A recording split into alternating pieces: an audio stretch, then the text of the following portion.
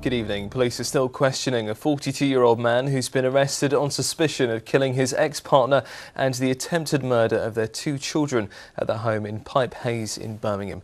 Paramedics went to the house early yesterday morning and found a 15-year-old boy who'd been stabbed in the chest and a 9-year-old girl with strangulation wounds. Their 42-year-old mother was pronounced dead at the scene. Neighbours confirmed the couple's relationship recently appeared to have been going through problems. They'd had troubles, they'd split up, but they still used to go on holiday together, and he'd used to do the shopping with her, take the kids out swimming and boys on the bikes. A 32-year-old man and a 23-year-old woman are still being questioned by police on suspicion of the murder of an 80-year-old woman from Halesowen. Cynthia Beaumont went missing on Friday and police found her body hidden in her home on Sunday. Police are trying to trace her car, which they hope will help them find out what happened to her. The scene today at Cynthia Beaumont's home in Halesowen. Police continuing to forensically examine the house to try and find out what happened before Cynthia's death. The 80-year-old was last seen on Friday. Described as independent, she was initially reported missing as her car had gone from her drive. But after a detailed search of her home, police made a shocking discovery: Cynthia's well-hidden body. This is somebody who has taken some time and gone to some lengths to hide Cynthia's body. They clearly have had the opportunity and the time to do that. We're just exploring now why that might have been and who might have been responsible for it. Well, we have still some items of property that appear to have been taken from Cynthia's house. It is of course possible that could be as a result of a burglary, or it could be a murder that has then been staged to look like a burglary. We're keeping all options open. The focus of the investigation has now turned to the whereabouts of Cynthia's car. It's a silver Vauxhall Astra with registration T419MDA. Police are appealing for anyone who may have seen this to get in touch. A boy from Hensford in Staffordshire was killed by meningitis after a hospital gave him paracetamol tablets instead of antibiotics. An inquest in Cardiff heard Thomas Smith died on his 13th birthday last month. He was taken to hospital in May 2013 with 6 telltale signs of meningitis, including a headache and a stiff neck while on holiday in Wales. The talented footballer was given headache tablets, but it was another 4 hours before he was given antibiotics. The inquest continues. ITV News understands that Scotland Yard is to begin questioning 4 formal suspects in connection with Madeleine McCann's disappearance. Officers will begin questioning the 4 who've been identified as arguidos, meaning formal suspects, at a police station in Faroe.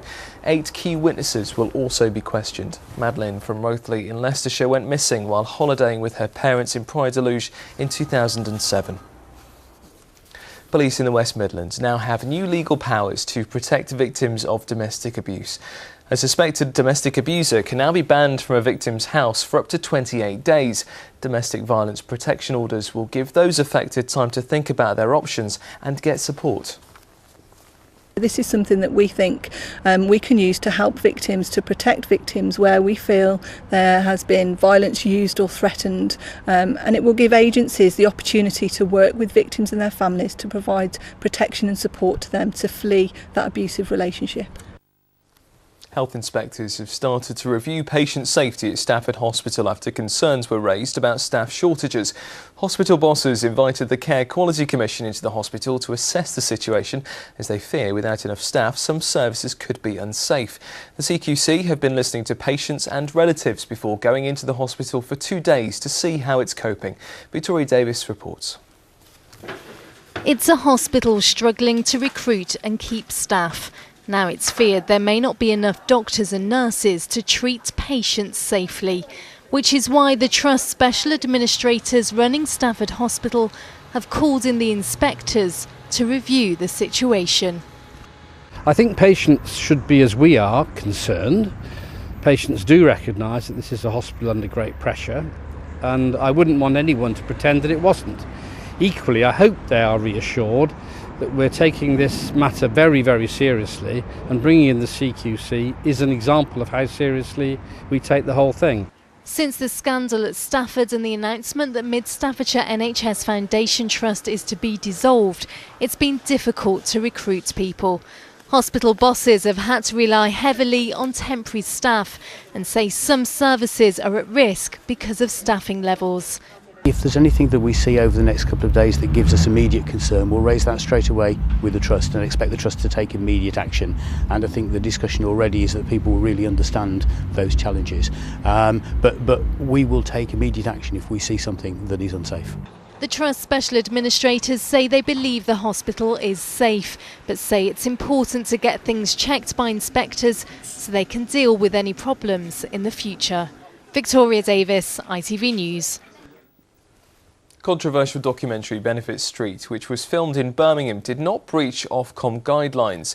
It followed the lives of the residents on James Turner Street in Winston Green. Ofcom received nearly 900 complaints about the way claimants were represented, but they found that the context meant that sweeping generalisations were avoided. Birmingham rock star Ozzy Osbourne has told the magazine Time Out that he couldn't imagine anything better than to be knighted.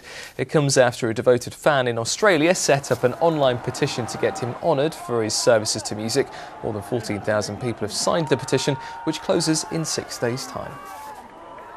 And if you head to our website, you can get the latest on Coventry City stadium row. The judge has ruled the council did not act unlawfully in loaning millions of pounds to the owners of the Ricoh Arena. All the reactions at the usual address, that's itv.com/central. And now it's time for the weather. Here's Lucy Varasamy.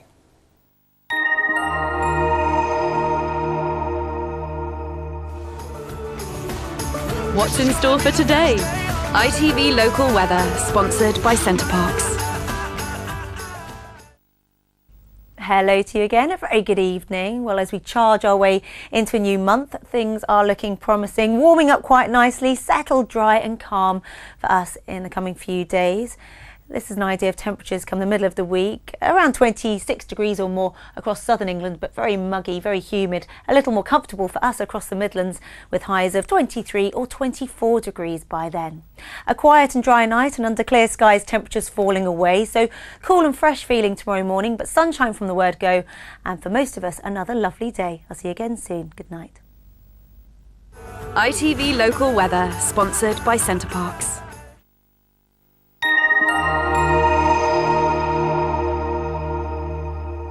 And that's it from us. Don't forget to check our website to get live updates as news happens across the region. That's at itv.com/central. For now though, from all of us here, enjoy the rest of your evening. We'll see you tomorrow morning. Bye for now.